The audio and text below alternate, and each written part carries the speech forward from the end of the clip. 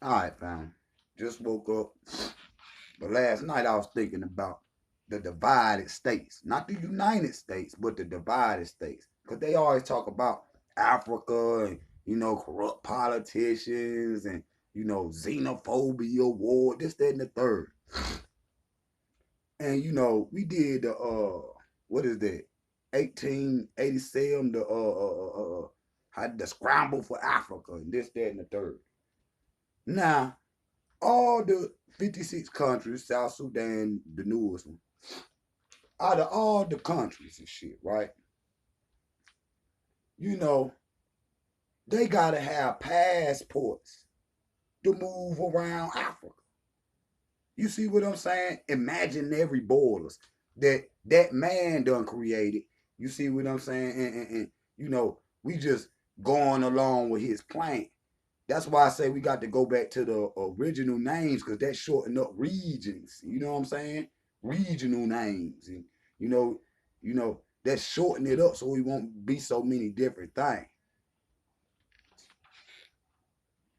But the reason why I say, you know, the divided states, and we gotta watch that, terminology that our great king Kwame Nkrumah used. You see, he said, the United States of Africa. Well, the United States ain't united. That shit divided because it's like 50 different countries in one country. Because the laws that's in North Carolina is not the same laws in South Carolina. The laws that's in New York is not the same laws in Mississippi. The same laws in Alabama is not the same ones in California.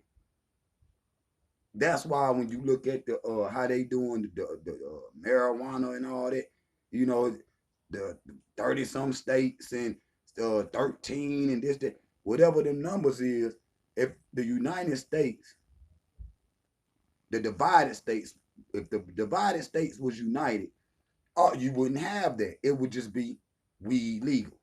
All laws permitted to all lands. You see what I'm saying? Oh, but that's not the case. So we living in not the United States, the divided states. That's facts. That's facts. Imaginary borderline that these people's done created and says, and how, see, the North and the South and their Civil War shit, they ain't never pieced that beef. You see what I'm saying? They still, the people in the South feel some type of way. I'm talking about the white people and shit. They feel some type of way because they feel like their livelihood got taken away from them when they, so-called abolished slavery, this, that, and the third. Cotton is king and all that. They lost a lot of money behind that. And they feel like, the United States owe them something because they freed us. You see what I'm saying? And so they had to become workers. You see, they had to become workers. And so they formed these all white unions, the KKK, this, that, and the third, to disenfranchise black people from coming up. You see what I'm saying? That's when you get the Rosewoods, the Black Wall Streets, this, that, and the third. See, it was a lot of towns that was black in this area in this country that they burned down, killed up the people. The people had to go on the run, this, that, and the third. But they always promote, in the media, this is the greatest country in the world. This is a democracy. You know what I mean? That means, uh, decisions come from the people. You see what I'm saying? So this not no democracy. You see what I'm saying? Because how can you got about 50 different governors? You see what I'm saying? 100 different mayors. You see what I'm saying? Yes, yes. They got the president where he the number one ruler in the land. We understand it, and all of the subordinates, the mayors, the this, that, and the senators, they report to that man. You see what I'm saying? But we living in the divided states, nigga. How is we the United States? And you see what I'm saying? All these different states got different laws, different stuff that you can do. You see what I'm saying? Just like uh if you in Egypt, you gotta have a passport to get in Ethiopia. That ain't no different than saying you in South Carolina, but you need a passport to go to Georgia. See? It's the same thing over here, motherfucker. You got to pay tolls, this, that, and the third, everywhere over this motherfucker. Don't pay and see want them papers show up at your crib for about $100. You see what I'm saying? So you got to even pay to go to different areas in the United States. Don't nobody never talk about that. Don't nobody never talk about that. So they say the United States is really the divided states. And we're going to get back into that, you know, on Africa. You see what I'm saying? Because, you know, Kwame Nkrumah saying the United States, I think it was said right, but worded wrong. You see what I'm saying? But if the concept is, you know, he was saying one Africa. That's what he was saying. As however, 56 countries, you see what I'm saying? You know, borderless Africa. That's what we working towards. You see what I'm saying? Borderless Africa. See what I'm saying? So you want to, you know, have a single president for all those countries. You see what I'm saying? But we don't want America, so-called America. We want democracy, not American democracy. We don't want that because that ain't. You see, they divided. You see what I'm saying? How they gonna teach us about coming together and listening to the politics and this, that, and the third? And they ain't even got they stuff together. How? So we can't follow they rules of democracy and, you know, they laws of the land in Africa. You see, we can't copy it. When he said the United States of Africa, he ain't talk about a carbon copy of the United States, nigga. You see what I'm saying? What he was saying, one president for the whole of Africa, borderless Africa, no passports, even the brothers and sisters in the diaspora. You see what I'm saying? They working on the where we're soft visas and where we don't even gotta, you know, have passports. They trying to work on it. But, you know, I like Paul Kagame, the president of Rwanda. And, you know, he talking about he might leave and step down in 2024. But I hopefully by that time, you know, we will have the one Africa thing rolling. You know, and you know, maybe 45 other countries be down. You see what I'm saying? And Paul Kagame be the head of that. He perfect for that.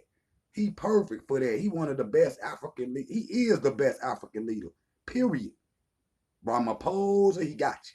You see what I'm saying? All of it. He got you.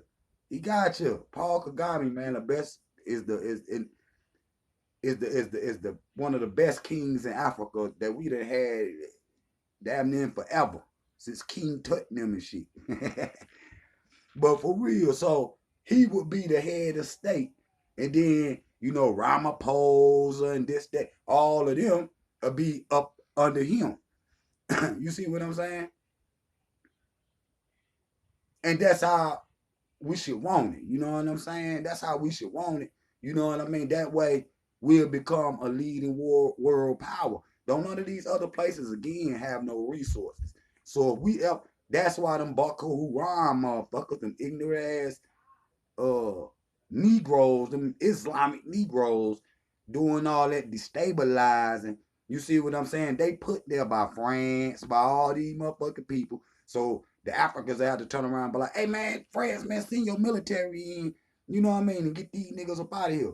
You see what I'm saying? And they always have to depend on the West to come, you know, help them fight the Boko Haram and all that shit. See, we need to run them motherfuckers back into Saudi Arabia. You see what I mean? Them motherfuckers need to be ran back over into Saudi Arabia and shit.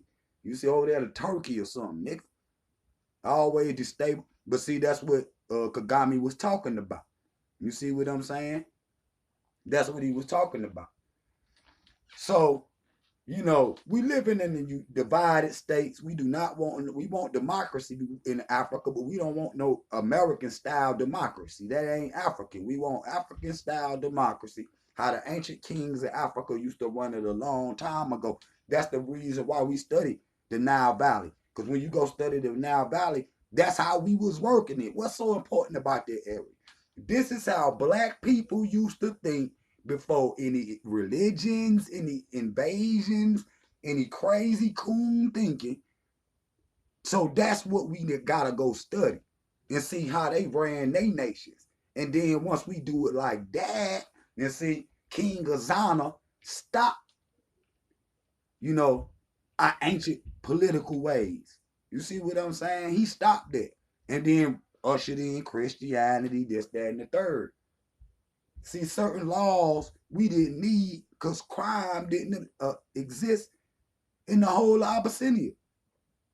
In the whole of Ethiopia, well, the whole of Africa, y'all, Alkebulan, in the whole of Alkebulan, wasn't no such thing as crime, rape, this, that, and the third. There wasn't no, there wasn't no jails. Wasn't no such thing as none of that. But I'm gonna leave that video right here.